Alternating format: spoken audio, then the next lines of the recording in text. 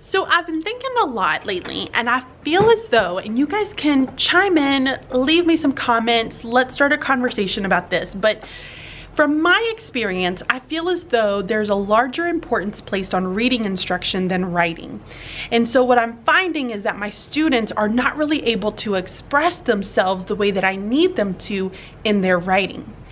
But in this video, guys, we're going to talk a little bit, and I'm going to share some of the ideas that I have about really pulling in that writing instruction to get an understanding of whether or not my students are comprehending their reading. Let's do it.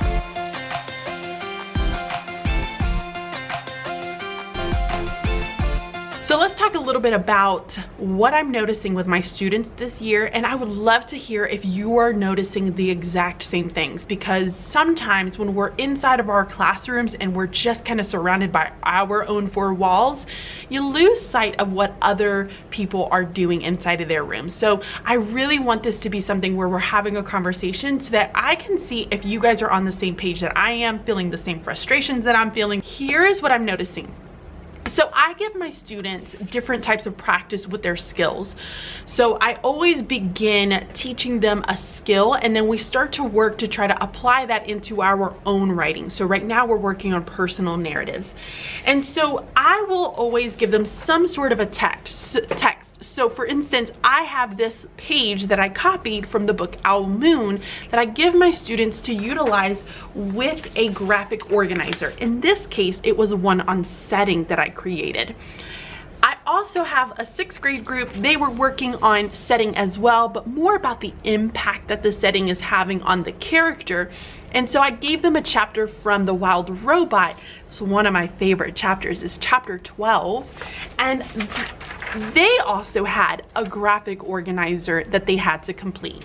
Now listen, guys, for the privacy of these students, I did not want to go through and show you their work. However, I am going to kind of show you and walk you through what it is that some of their work might look like. Now, I obviously don't have it in front of me, so I'm kind of just giving you some examples. It's not going to be exact, but they're examples. So I'm going to take you through what I'm finding, because it's just not meaty enough. And let me show you what I mean by that. Let's talk first through this graphic organizer. So the graphic organizer itself was one that I ended up making. And for the 4th grade standard, it's really getting them to understand how setting is helping them to understand the events that are unfolding in a story. So it's to help them understand and comprehend everything better. And so one of the things that they have to do is draw the setting here just by illustrating. Then what they'll do is they'll kind of go through the text and they'll look for different words, whether it's literal or inferring, that they are going to end up writing out here that goes along with the setting. So they'll write the setting right here in the center and then write any words that help me to understand the setting further. So the time, the place, the feels, the sounds, what are all of the different pieces that they have here. And then finally, to get them to have a little bit of writing for that day. And my kids always do some sort of independent writing, some sort of free writing when it's not part of their assignment. But here, you're going to see that it says, how does the setting help you better understand what is happening in the text? So in particular, in this text, how does understanding the setting that's occurring in this text help them understand what's happening? So here are some examples of what I've been getting. And so you guys can tell me, is this something that you're seeing? Because I'm seeing it quite a bit. So here's what I'm seeing. I'm seeing this. I'm seeing this.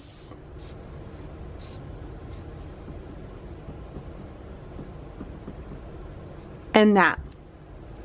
That's what they're drawing. That helps them visualize what their setting is. It's not a lot to it. I would say, why are there sticks sticking out of the ground or that mountain? I don't really quite understand this.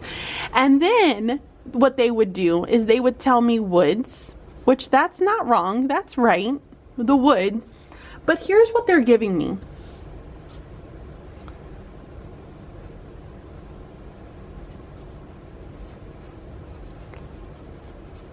Leaves on ground, I actually had one kid give me quiet, which was impressive. And let's say dark. That's it. That's what they're giving me. That's not a lot of information. That's not them digging deeper into the text. And then they tell me, how does the setting help you understand what's happening in the text? It tells me where they are.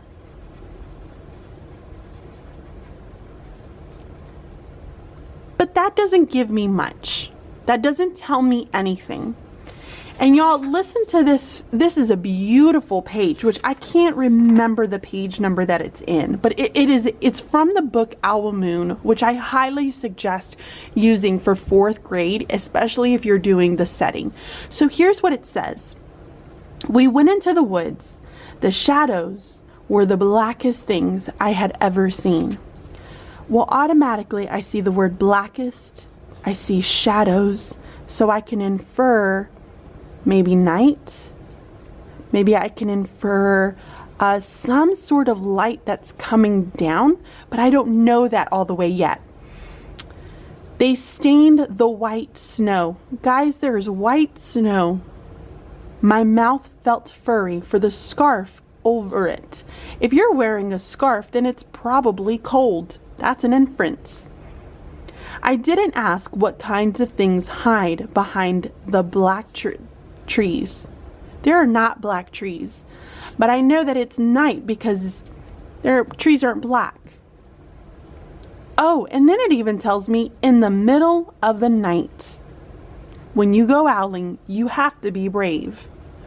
So automatically, just having this little bit of information, here is what I wanted my kids to tell me. I'm going to do it in orange to make it a different color. I wanted them to tell me that it was woods. Dark is fine. I wanted them to tell me that it was the night. I did not in any way ever say that there was ever leaves on the ground. In fact, there's snow. There are shadows. It's quiet. It's cold. What else? So we have black trees. We can even list, because that's a literal. Black trees right there. Black trees. It's nighttime. We already got that one. And we could even say middle of the night.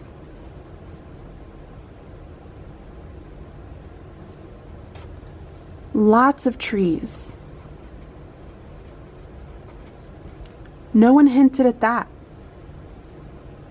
So this is what I expected out of my kids. More information, more thinking that took place, but they're not giving me that. And here's where I really wanted them to take it a step further. And here it says, how does the setting help you better understand what is happening in the text? The setting tells me where and when the characters are in the story. This helps me understand, and I'm scribbling, I'm sorry guys, the characters' feelings and the mood from the text. This is what I wanted from them. Something that took them a little bit further. So when I talk about writing and really focusing on writing, I feel as though writing should be the focus. Reading is just the avenue for the writing to be taught. So if I'm reading about something, I want my students to be able to explain themselves in their writing. When they can explain themselves fully in their writing about what they're reading, what they're thinking, what they're feeling about what's happening in the text, they grow as writers. But then they also start to really pick up on what is it that the author is doing that I can then start taking into my own personal writing. So my focus right now is really hitting this week on helping them to really pull and stretch out their writing as readers. So another example, just to kind of give you guys, is we were working on some major and minor characters. And so this is my anchor chart. This is the one that I created for them. And in this anchor chart, we're talking about major and minor characters. And I told my 4th graders that the thing with a major character is that the character is fully developed. Unlike our minor characters, the author doesn't give us a ton about them. We don't know a lot about what's happening with them. They come in and out of the story. But our major characters in the story, oh, we know a lot. We know about their past, that we know about what's happening right there. We know about their feelings. We know a ton because it's fully developed. So when my readers right now, and today they were working on the assignments, I don't have any of their assignments right now, like they were working on their own graphic organizer, but I am very excited to see what they've done for me. They really had to think about, how is this major character fully developed? How can I prove to me that this person is a major character in the story? They had to really pull all of that information out. So this is going to end up getting translated into some sort of a reflection, some sort of a discussion. So we call them discussion boards because it's all online. But if you wanted and you don't have like the electronic piece to it, you could absolutely use like a reading journal, basically. Like you could just use a basic reading journal.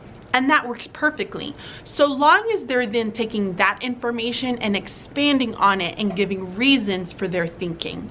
So that's been my focus right now. And this will end up helping them tremendously once we start getting back into, because we took a little bit of a hiatus on writing for the last like 2 to 3 days. And we've been really focusing on responding as readers. So I'm gonna share with you guys tomorrow some tips and some other activities that I'm doing to really help them stretch that out and be able to pull out more evidence and really explain themselves and their thinking and their writing. So that's gonna come tomorrow. It's raining like crazy outside and I need to go home because I have a live chat to do tonight. So I'm gonna go and get that done. It is raining hardcore. By the way, how many of you have a Gaga ball pit? One of the Boy Scouts, was it Boy Scouts or Girl Scouts, made that Gaga ball pit. It's fantastic. The kids love it. So we spent the last couple of days really going over some of that evidence. It's Friday. I'm very happy that it's Friday.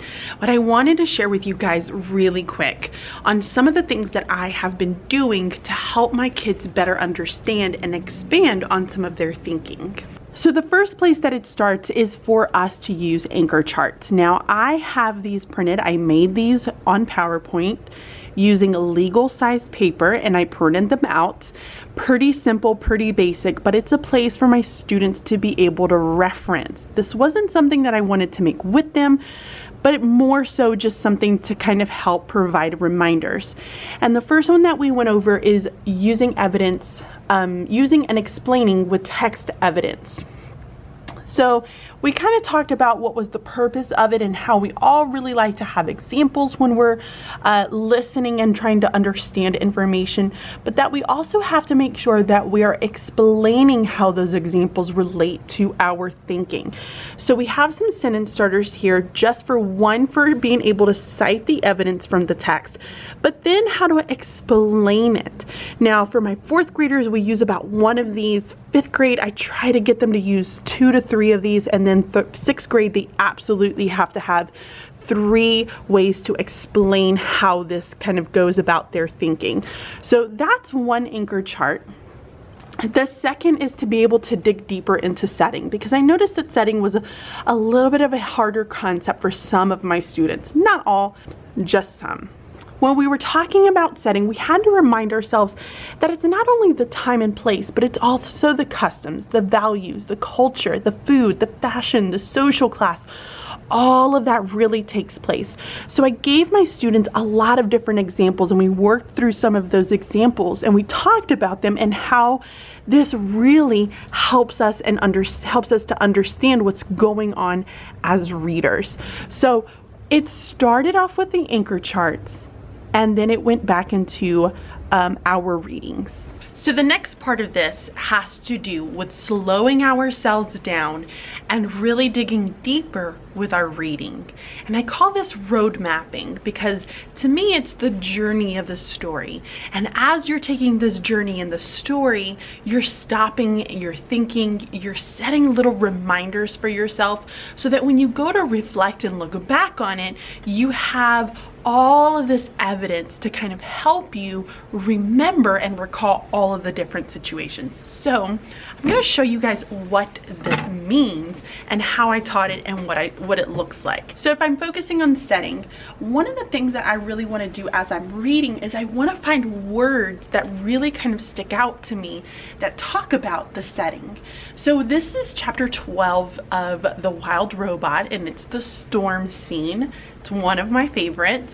And in here, it says Roz felt safe up on the mountaintop. So automatically I see, ooh, we are on a mountaintop. So on the mountaintop, I'm gonna highlight that. So she spent the next few days and nights perched on the peak. Guys, when I think of perched on the peak, I think of like a little bird, like perched on the very top at the very edge of a tree, kind of nestled. Now, I've taught my kids a couple of different ways to be able to show this. So one of the things that I've done is I've just had them draw, let me actually erase that. Did not come out the way that I wanted it to. I will just have them kind of draw. So it makes me think, and I'm just going to do it in a little bubble, of a bird. So I'm going to draw a little branch from a tree, and I'm going to draw my little bird. So this is kind of my way of remembering and saying, oh my gosh, that's what I'm thinking of in this specific moment. And then everything changed one afternoon when Roz found herself surrounded by white. And so we had a conversation of, oh my gosh, what does that mean? Surrounded by white? Like, what happened? And the kids, and this was an inference, and we talked about how this is an inference, said that this is fog. So we are inferring at this point that it's fog. And then we just started reading again. When the world faded back into view, she noticed more clouds floating south past the island. So automatically they said, see, there's more clouds. So that already tells us that our inference was correct. Then she heard a deep rumble behind her. Oh my goodness, a rumble. And so we started talking about, is that her hungry? Like, what was that? And we knew that this was a thunderstorm because we inferred, we knew from our background knowledge that this meant thunderstorm. So we write that little note as we continue reading.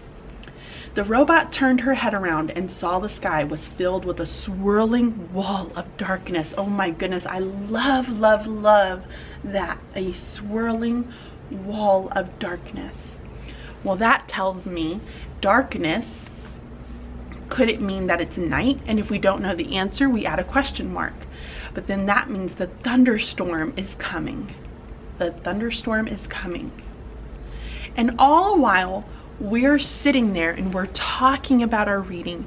We're talking about the inferences, what we think is happening inside of the text, so that when we go to try and write this back down, the kids have something to reference.